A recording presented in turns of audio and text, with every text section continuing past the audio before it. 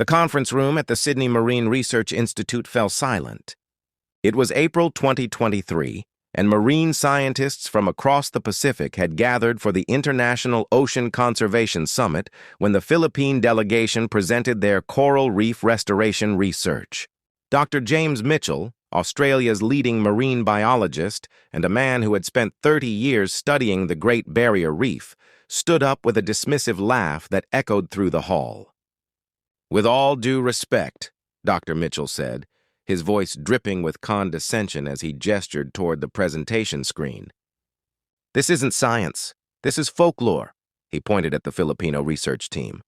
"You're telling us that traditional Filipino fishing communities have knowledge that modern marine biology doesn't? That fishermen with no formal education understand coral ecosystems better than scientists with PhDs?" The room erupted in uncomfortable murmurs. Dr. Mitchell continued, his tone becoming more cutting. "I've published over 200 peer-reviewed papers on coral reef ecosystems. I've spent 3 decades studying marine biology. And you want us to believe that some Filipino fishermen who navigate by stars and use bamboo traps have discovered something we've missed?" He shook his head. "Filipinos are island people, yes, but being surrounded by water doesn't make you an ocean expert. It makes you wet." Several attendees laughed nervously. Dr. Mitchell pressed on. "Modern marine science uses satellite imaging, DNA analysis, computerized modeling. We have submersibles, research vessels, million-dollar equipment. What do your fishermen have? Wooden boats and superstitions passed down from their grandparents. That's not marine science. That's maritime mythology." Rosa Delgado, a marine researcher from the University of the Philippines, sat quietly at the Philippine table. At 32 years old, she had grown up in a fishing village in Palawan, learned to free dive before she could ride a bicycle, and had spent the last decade documenting traditional Filipino maritime knowledge while earning her PhD in marine biology. She had heard this dismissal before, the assumption that indigenous knowledge was primitive, that modern science was the only legitimate way to understand the ocean. "Dr. Mitchell," Rosa said calmly, standing up, "would you be interested in a demonstration? A joint research expedition to compare methodologies." The Australian scientists smirked. "A demonstration? You mean watching your fishermen throw nets and pray to sea spirits?" The room erupted in more nervous laughter.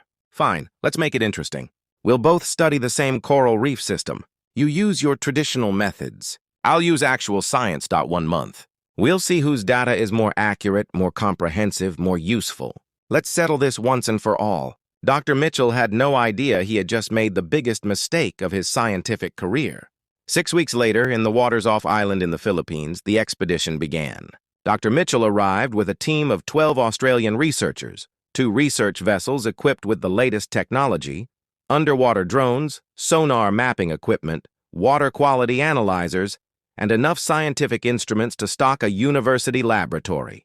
They had GPS coordinates, satellite data, and a systematic grid search methodology that represented the cutting edge of marine research. The Philippine team arrived with Rosa, 3 elderly fishermen from the local community, 2 traditional wooden boats, basic diving equipment, and what Dr. Mitchell had called maritime mythology. Generations of knowledge about reading currents, understanding fish behavior, and interpreting the subtle signs that the ocean provides to those who know how to listen. The challenge was specific: document the health, biodiversity, and ecological patterns of a 10-square-kilometer coral reef system.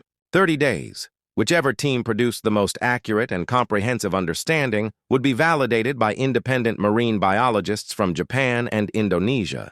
Day 1, the Australian team deployed their technology with impressive efficiency. Underwater drones mapped the reef structure. Water samples were collected and analyzed. Sonar equipment created detailed topographical maps. Dr. Mitchell's team worked 16-hour days gathering data with military precision. Their methodology was textbook marine science, systematic, quantified, technologically advanced. Rosa's team did something that looked to the Australians like they were doing nothing at all. The 3 elderly fishermen, Tatang Ernesto, Mang Hilario, and Lo Benji, with a combined age of over 200 years, spent the FIS,